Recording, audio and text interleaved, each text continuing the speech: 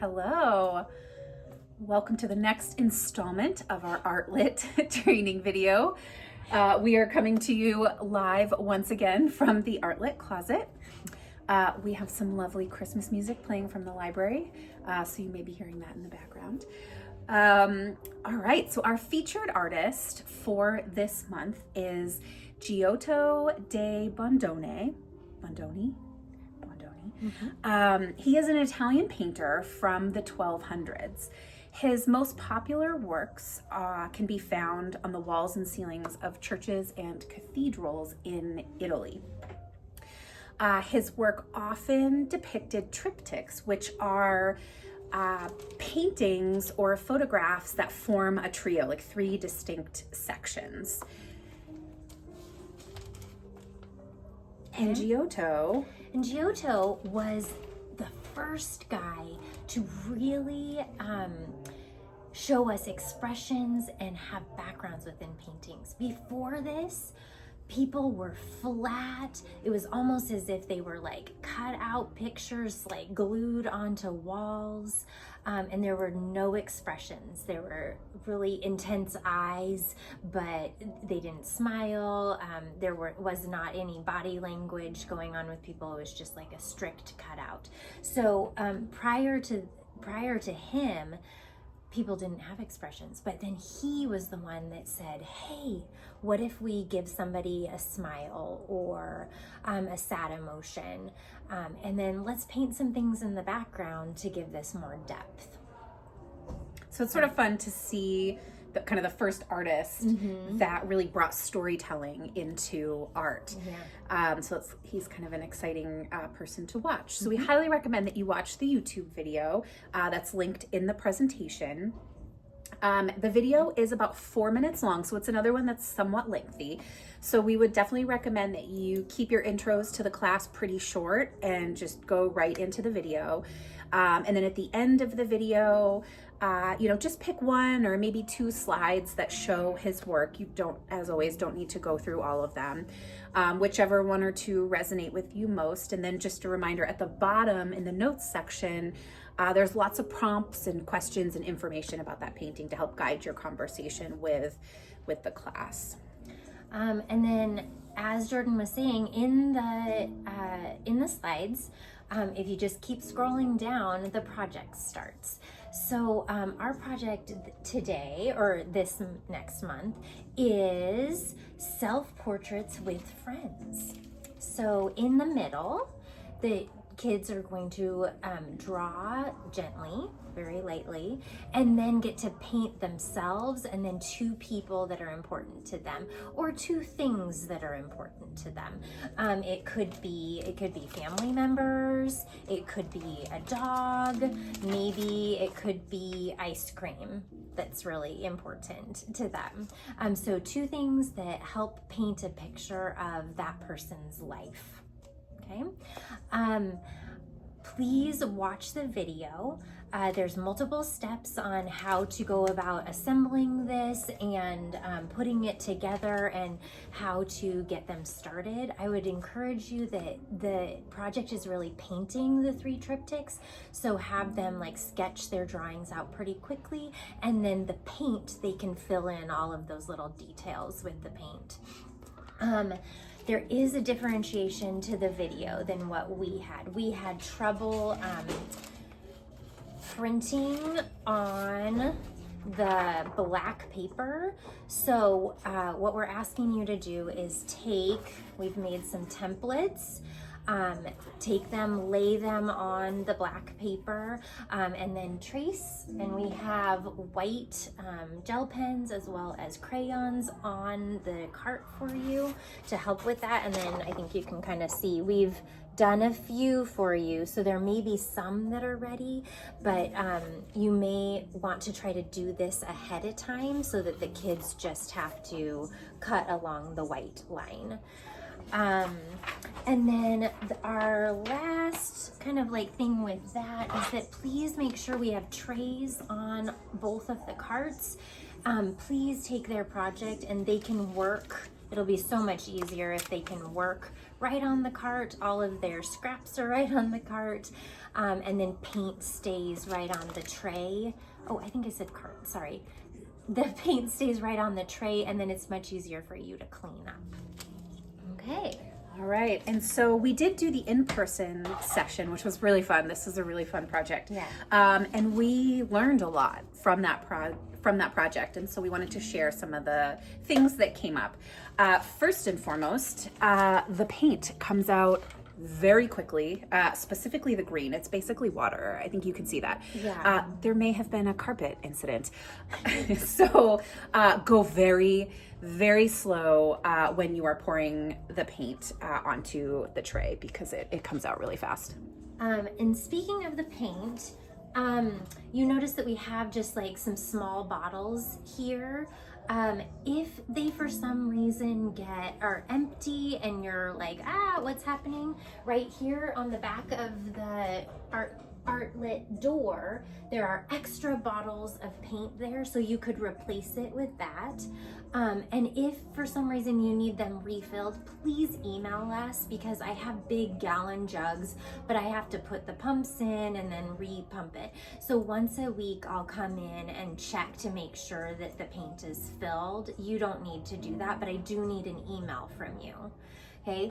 The second part of the paint is, like Jordan said, it comes out very quickly, but if you could put only like a pea-size little drop of paint in each of the paint palettes, because they don't need that much paint to paint on here. And I have it all written out what paints you put in here, so just look at the cart. But the pea size is going to be really important for you as well for cleanup at the end. If you put too much in, it's going to take you a lot longer to clean out the trays in the end. Yep, little bit goes a long way for this project. This type of paint yes. does not need much. Yep. Okay, up next we wanted to just talk about brushes. So you'll see on the, Kristen already had it laid out, of course. There are a variety of brushes on each cart. One thing that we learned was sort of giving each kid sort of a large or medium-sized brush and a very fine tipped brush as well. This will be really helpful for details on the face and things like that. And then this is for, larger sections. So we definitely recommend giving each kid 2 brushes, a larger medium size and then a very fine tip brush. Okay. And then on each, I have not got these yet, but on each cart will be a roll of paper towels. And this, put my paintbrushes away. This is really important because we found out that the paint doesn't really, we're gonna have water cups on each cart as well, but the paint doesn't really come off very easily, and then your water gets super brown super quickly. So we will have paper towels, and what we're gonna encourage you to do is have the kids wipe off the excess that they don't need, and really the water is only for cleaning their brush between paint colors. Now, I also want to encourage you to make sure we learned that you want to do all of the same colors. So if you're gonna do the flesh color of all of your people, or maybe the pant color, like think ahead and say, I'm gonna do all of the skin color, and I'm gonna paint every one of my people's, all of their skin, their arms, their neck, their face. I'm gonna paint that all first and use that color all up. Then I'm gonna wipe my brush on the paper towel. Then I'm gonna clean my brush in the water. Then I'm gonna move on to the next color. And you definitely need to have explicit instructions about that to the kids ahead of time, because they will just automatically do this, and then you're gonna be cleaning water and they're gonna get frustrated. Mm-hmm. And again, just to add on to, like, a little bit goes a long way. We did find in the in-person that too much paint on the brush, the paint spreads very quickly. So having kids use that paper towel to get the excess off so that they have better control will be helpful. And then the water, as you just mentioned, is specifically for the end of the project as a way to clean those brushes out. And then as we talked about before, this whole project is about Giotto and how he encouraged having backgrounds and giving expressions. So like, as you can see on this one, they like painted a tree within there, gave some sun, you know, just drew a black and white window back behind or a tree. And that just gives the painting a little bit more story, just like in his style of art. And then, oh, and smiles. Encourage, encourage some sort of emotion, even if it's a sad emotion or anything, but encourage them to draw some sort of emotion on people's faces.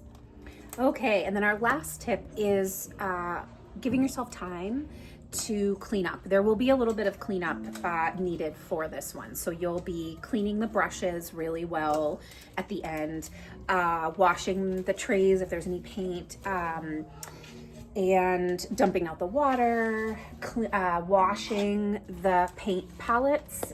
So it will be quite a bit of cleanup. It's okay for that cleanup to happen after the 1 hour slot.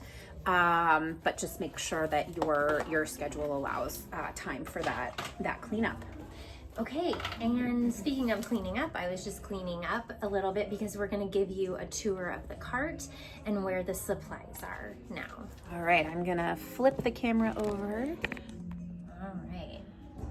I can't flip the camera over. I'm gonna do it this way. Okay. Well, as always, I have a copy of the notes and all of the slides for you on the cart, and it does have a cart copy at the top. So please make sure that this stays for the next group.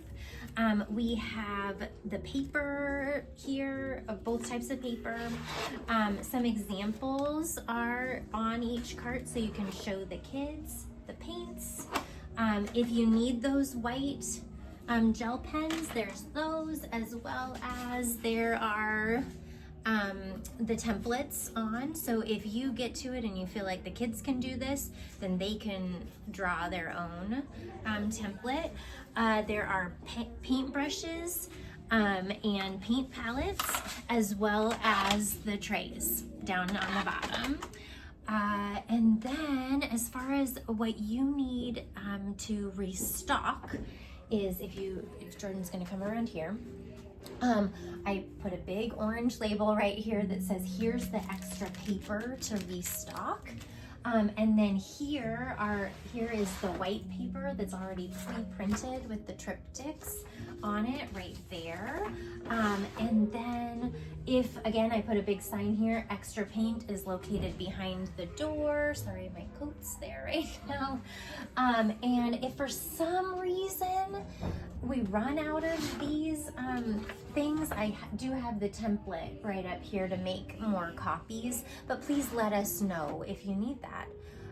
And again, we talked about the paint already, and I think that is it. Thanks for joining us today, and we just hope you have such a great time doing this project. Bye. Bye.